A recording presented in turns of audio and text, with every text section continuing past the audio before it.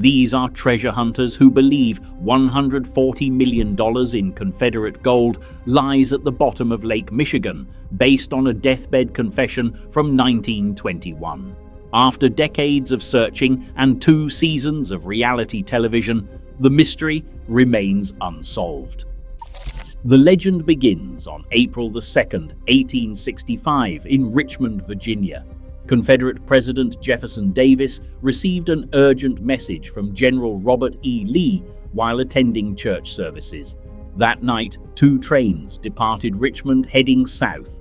The first carried Davis and other Confederate officials, along with the government's most important documents and what remained of the Confederate treasury under Secretary George Trenholme's administration. When Davis fled Richmond, he carried nearly $1 million in gold, silver, and jewelry. But by the time he was captured on May 10, 1865, near Irwinville, Georgia, by the 4th Michigan Cavalry Regiment, he had only a few dollars in his possession. What happened to the rest of that treasure has sparked one of America's most enduring Civil War mysteries. The story of Lake Michigan's supposed Confederate gold begins with a deathbed confession made in 1921 by George Alexander Abbott, a prominent banker in Muskegon, Michigan. Abbott had risen as high as vice president of Hackley National Bank under former lumber baron Charles H. Hackley, who had transformed Muskegon into a major Great Lakes port city. As he lay dying, Abbott allegedly told his loved ones that he had stolen Confederate gold, which now lay at the bottom of Lake Michigan. Abbott's confession wasn't the first, though. According to the legend, the original deathbed confession came decades earlier in the 1890s from an unnamed lighthouse keeper along Lake Michigan's shoreline. This confession was passed down through generations until it reached Frederick J. Monroe in 1972. Monroe recalls the moment he first heard the story. "I was sitting down and talking to a friend of mine, and all of the sudden he says, 'Fred, you're just the person I want to see with your diving experience.' My grandfather told me a story that he heard from a lighthouse keeper who originally heard it during a deathbed confession that there's $2 million of gold bullion inside a boxcar that fell off a ferry into Lake Michigan.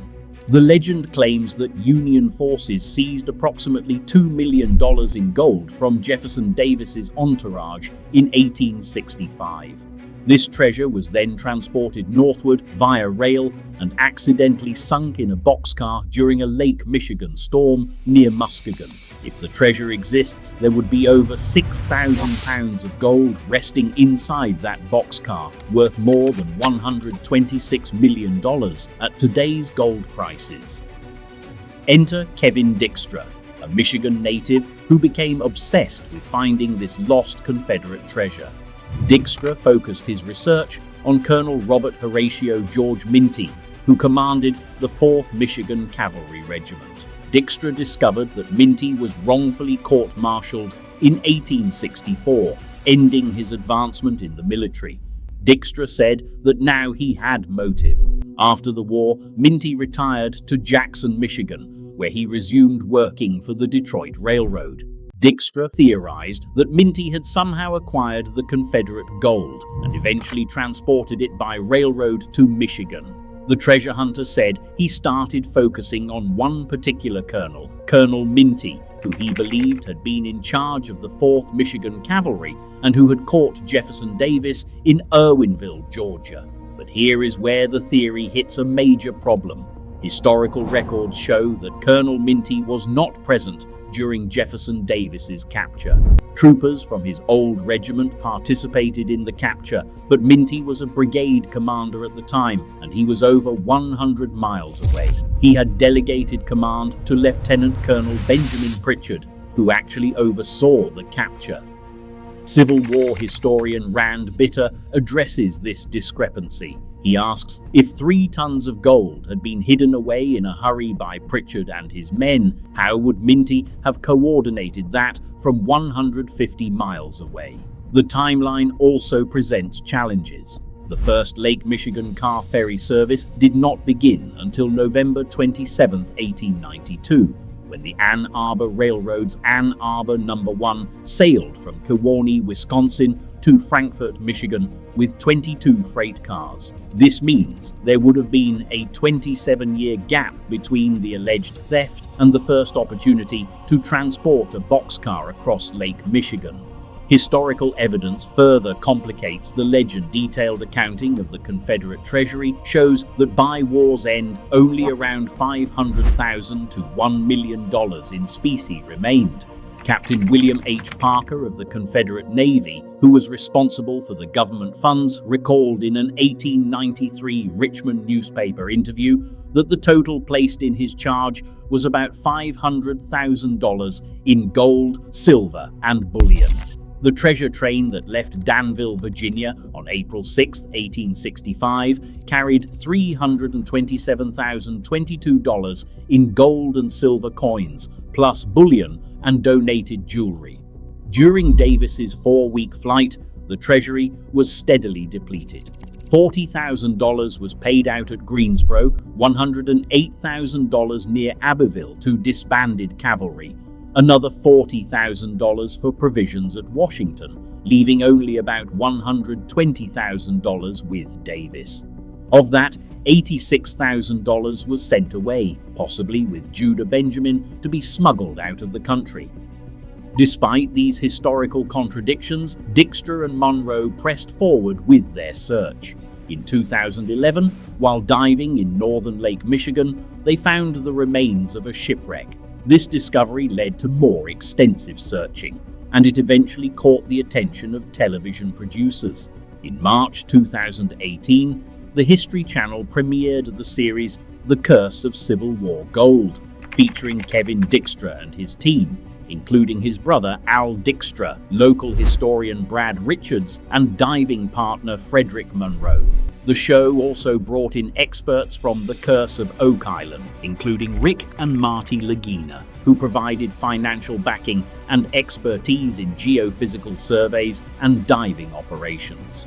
The series ran for 2 seasons, totaling 19 episodes, ending in June 2019.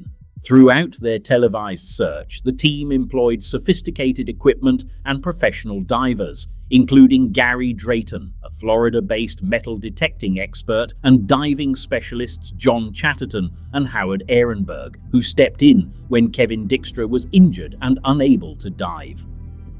Their most significant discovery came when they found a boxcar on the lake bottom. However, it contained only coal, not gold. Later, after searching an area covering roughly 31,000 square feet, they found what appeared to be gold bars more than a mile from shore. Upon closer examination, these turned out to be gold-painted bricks, not solid gold bars. The discovery of these painted bricks raises numerous unanswered questions about who placed them there and why. The professional archaeological community remains highly skeptical. Valerie Van Heest of the Michigan Shipwreck Research Associates in Holland warns that sensationalizing can minimize the significance of real discoveries and important history. She says, "Not every shipwreck is going to have gold treasure or a mysterious safe aboard it. The team works hard to preserve a lot of amazing, true history on the lake bottom, not fantasy." Kevin Dykstra remains convinced. He says he believes wholeheartedly that the Confederate gold story is true, that the boxcar is out there, and that he is 100% convinced there is gold lying at the bottom of Lake Michigan. The legend does contain some factual elements that keep it alive. The Ann Arbor Railroad car ferries did regularly operate across Lake Michigan starting in 1892.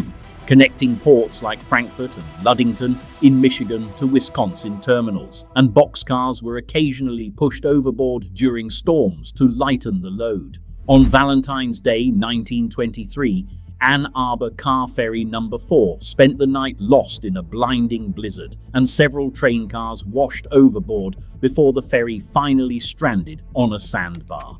Over 6,000 shipwrecks have been documented in Lake Michigan alone, making it plausible that a treasure-laden boxcar could remain undiscovered. There may also be some physical evidence supporting part of the legend. Grace Ann Abbott, who was both the sister of George Alexander Abbott and the first wife of Colonel Minty, allegedly possessed a necklace made of Confederate gold. Civil War historian Rand Bitter agrees that this necklace likely exists, but he disagrees that Minty was the source of the gold. Legal considerations also complicate any potential discovery. Congress passed a law on March 23, 1867, stating that all Confederate Treasury money is the property of the U.S. government. Additionally, any treasure found in Lake Michigan would belong to the state of Michigan. The search for Confederate gold in Lake Michigan represents a fascinating intersection of historical mystery, modern treasure hunting, and entertainment media. While the History Channel series brought widespread attention to the legend, it ultimately failed to produce concrete evidence of the treasure's existence. The painted gold bricks remain an unexplained anomaly, but they fall far short of validating the core claims about millions in Confederate gold. As of 2024, no Season 3 of The Curse of Civil War Gold has been announced, and the treasure remains as elusive as ever. The legend persists, sustained by a combination of historical gaps, tantalizing possibilities, and the enduring human fascination with lost treasure. Whether Confederate gold truly rests beneath Lake Michigan's waters may remain forever a mystery, buried not just in the depths of the Great Lakes, but in the murky intersection between legend and history. And Lake Michigan is not the only place Confederate gold vanished without a trace. In our next video, $250,000 in Confederate gold disappeared overnight, and to this day, not a single coin has ever been recovered. You are not going to want to miss that one.